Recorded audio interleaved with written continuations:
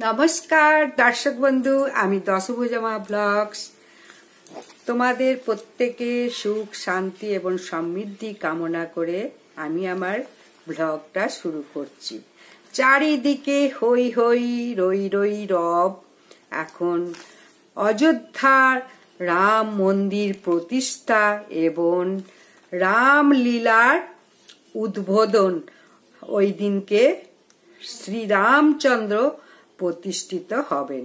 যাই হোক, অযোধ্যার রাম মন্দির 500 বছরের পর সংগ্রাম করে আগামী 22শে জানুয়ারি 2024 মানে প্রতিষ্ঠিত হচ্ছে। আমরা জানি প্রায় 3.5 লক্ষ ভক্ত, রাম ভক্ত আত্মবলিদানের পর আমাদের রাষ্ট্রপুরুষ শ্রী রামচন্দ্র অবশেষে তাঁবু থেকে তার প্রাসাদে ফিরছেন।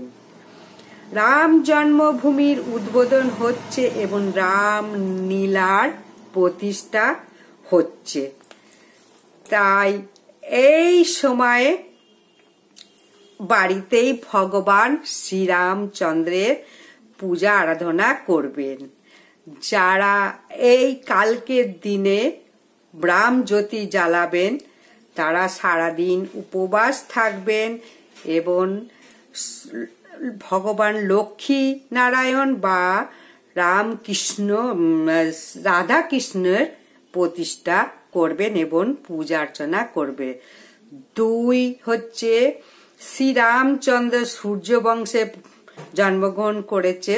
সোমবার সকালবেলা ব্রহ্ম মুহূর্তে উঠে বাসি বিছানায় বসে এই মন্ত্রটি উচ্চারণ করবে। রমন্তে সর্বত্র ইতি রাম শ্রীরামচন্দ্রায় নমঃ। আপনাদের সুবিধার্থে এই মন্ত্রটা আবারও শোনাচ্ছি। মন্ত্রটি হলো রমন্তে সর্বত্র ইতি রাম শ্রীরামচন্দ্রায় নমঃ। এর অর্থ হলো প্রভু শ্রীরামচন্দ্র সর্বত্র বিরাজমান। তিনি প্রত্যেকটি জীবের মধ্যে বাস করেন এবং প্রভু হনুমানজির মধ্যেও বিরাজ করেন। আমি প্রত্যেককে বলবো স্নান করে সূর্যদেবকে আতপ চাল, লাল ফুল, মিশ্রিত জল অর্পণ করবে এবং যেই স্থানে আপনারা ভগবান শ্রীরামচন্দ্র এবং লক্ষ্মীনারায়ণের পূজা অর্চনা করবেন সেই স্থানটা ভালো করে গঙ্গা জল দিয়ে পরিষ্কার পরিচ্ছন্ন করে নিন এবং হাতে সামান্য গঙ্গা জল নিয়ে একটি সংকল্প গ্রহণ করুন। আজকের দিনে আপনারা ভগবান শ্রীরামচন্দ্রের পূজা আরাধনা করবেন, যার ফলে শ্রী ভগবান রামচন্দ্র বাড়িতে আসবেন এবং আশীর্বাদ করবে। এরপরে তৃতীয় বিষয়টি হলো যে যারা উপবাস করবেন তারা নির্জলা না করতে পারলেও পঞ্চ রবি শস্য ছাড়া, পেঁয়াজ রসুন আঁশ ছামিস ছাড়া ব্রত রাখতে পারেন। কিন্তু যারা ভগবান শ্রীকৃষ্ণ বা শ্রীরামচন্দ্রের আরাধনার জন্য নিরামিষ আহারও করতে পারেন। নিরামিষ আহার করবেন এবং এই দিন কোন রকম ভুলেও পেঁয়াজ রসুন খাবেন না। একদম নিশাভানও করবেন না। এই দিন ঝগড়া ঝামেলা অশান্তি সমস্ত কিছু থেকে দূরে থাকবেন। চুল দাড়ি কাটবেন না এবং কোনো অপ্রীতিকর কার্য করবেন না এই দিনকে। আজকে শ্রীরামচন্দ্র আগামী দিন সোমবার আসছে। আপনাদের পক্ষে যদি সম্ভব হয় এই দিনে কিন্তু উনুনও জ্বালবেন না। আপনারা প্রত্যেকেই চান যে কোনো মন্দির প্রতিষ্ঠা বা গৃহদেবতা প্রতিষ্ঠা বা কোনো যাগযজ্ঞ ওই দিনকে যদি হয় সেই দিনকে উনুন জ্বালিয়ে ভাত রান্না করা উচিত নয়। তাই আপনাদের পক্ষে যদি সম্ভব হয় শুকনো আহার গ্রহণ করো, যেমন লুচি, রুটি, পরোটা আগের দিন রান্না করে খান এবং যদি ভাত একান্ত যদি না খেলে চলে তাহলে আগের দিন রান্না করে খান। এই মহা পবিত্র দিনে ভগবানের পূজা করুন। হলুদ ফুল, সাদা ফুল, তুলসী পত্র, তুলসী মঞ্জুরি এইসব দিয়ে ভগবানকে অবশ্যই নিবেদন করুন। এছাড়া এই দিনে ভগবানকে হলুদ ফুল, হলুদ মিষ্টি এবং নারায়ণকে দিন। পারলে সিন্নি নিবেদন করুন এবং খেয়াল রাখবেন প্রত্যেকটা ভোগে যেন তুলসী পাতা থাকে। এরপর ভগবানের পূজা আরতি করার পর বাড়িতে রামায়ণ, তারপরে গীতা এইসব পাঠ করুন। সত্যনারায়ণের পাঠ করুন, মানে মন্ত্র পাঠ করুন। সমস্ত কিছু পাঠ করার পর জপ করতেও ভুলবেন না। ওং রাম রামায়ণায় নমঃ, ওং রাম রামায়ণ নমঃ। এই মন্ত্রটি একটা আসনে বসে 108 বার জপ করবেন। তাহলে দুঃখ, কষ্ট, দারিদ্র সমস্ত নাশ হবে এবং সৌভাগ্য বৃদ্ধি হবে। এরপরে আপনারা রামজ্যোতি জ্বালাবেন। কি করে রামজ্যোতি জ্বালাবেন সেটা আমি আপনাদের দেখাবো। ভিডিওটা মানে রামজ্যোতিটা কিভাবে জ্বালাতে হবে সেটাই আমি এখন জানাবো। রামজ্যোতি জ্বালানোটা প্রত্যেকের সর্বপ্রধান কাজ বলেই বিবেচ্য। যাই হোক, এখন রামজ্যোতি ভোরবেলা উঠে অবশ্যই জ্বালান। নেগেটিভিটি সমস্ত রকম দূর হয়ে যাবে। দেবতাদের অভিশাপ কিন্তু সহজে যায় না।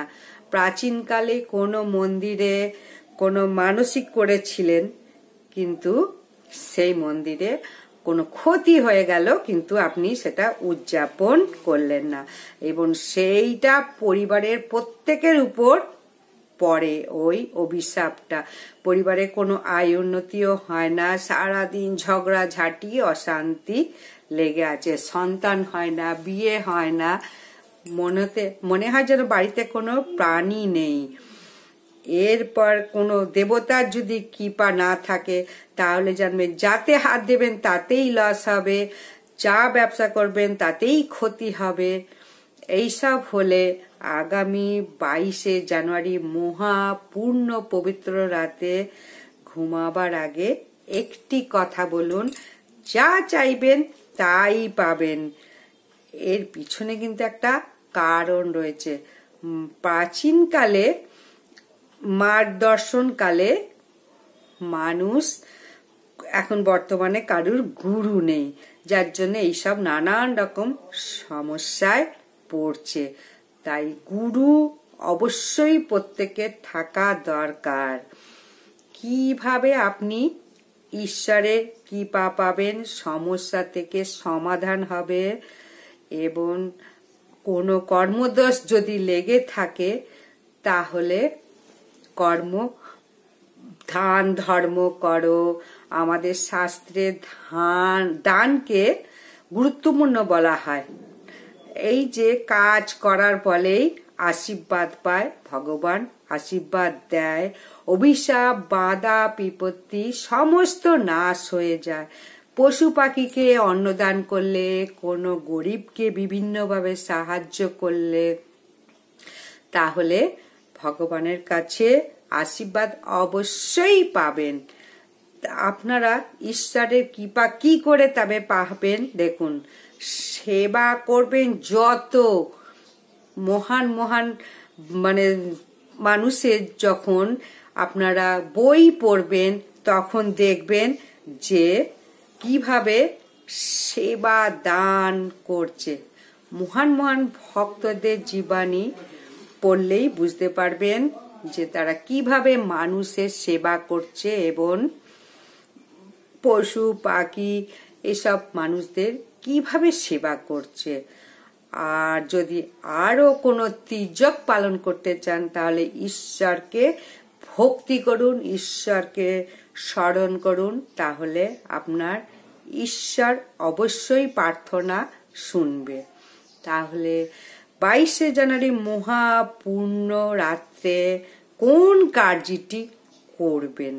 ভগবানের শ্রীরামচন্দ্রের আশীর্বাদ প্রাপ্তের জন্য সন্ধেবেলায় তুলসী মঞ্চে একটি প্রদীপ এবং ধূপকাঠি জ্বালান এবং সন্ধ্যেবেলা যেমন সন্ধ্যা দেন সেইরকম ভাবেই সন্ধ্যা দিন। তারপরে রাত্রিরে ভোজন করার পর রাত্রিরে বলবেন, হে কৃষ্ণ করুণা সিন্ধু দীনবন্ধু জগৎপতে গোপেশ গোবিন্দ রাধাকান্ত নমস্তিত, এই মন্ত্র জপ করুন। তাহলে ভগবান শ্রীকৃষ্ণ ভীষণ খুশি হবেন। 5 মিনিট, 10 মিনিট, 20 মিনিট যতক্ষণ পারেন এই মন্ত্রটা করুন।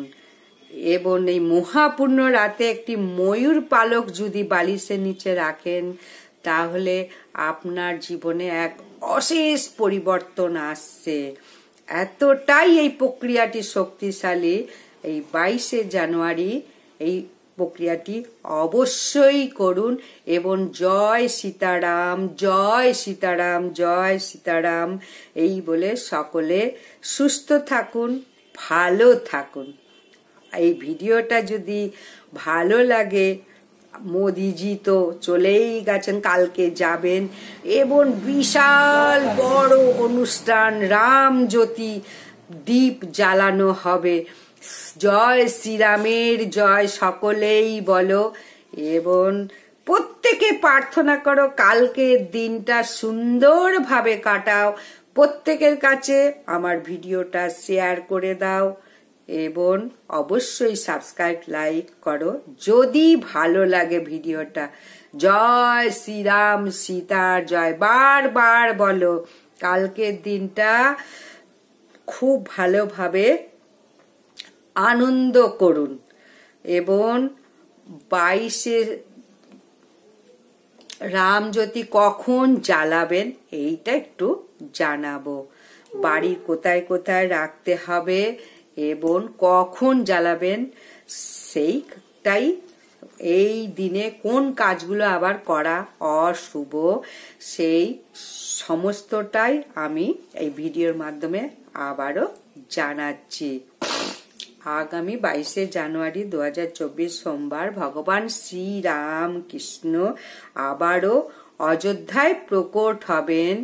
স্বয়ং প্রধানমন্ত্রী নরেন্দ্র মোদীও বলেছেন 22শে জানুয়ারি রামলীলার প্রতিষ্ঠাতা দিবস। জ্যোতিষশাস্ত্র মতে এই মহাদিনে যে মানা হয় সামান্য কিছু কাজ করলে মানুষের দুর্ভাগ্য কিন্তু ঘুচে যাবে।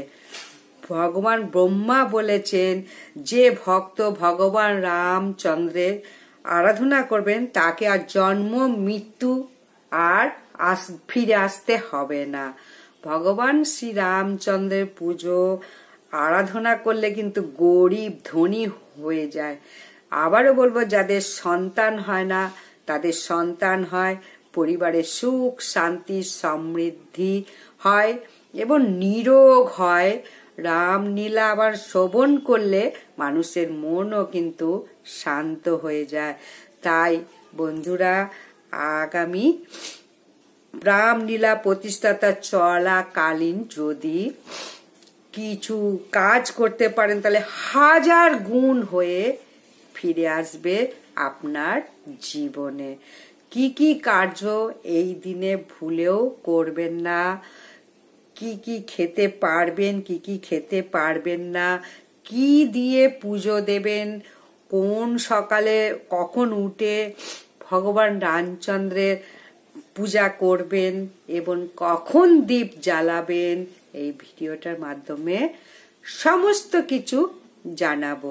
ভিডিওটা সম্পূর্ণ দেখুন এবং কমেন্ট করে বলুন জয় শ্রীরাম, জয় শ্রীরাম।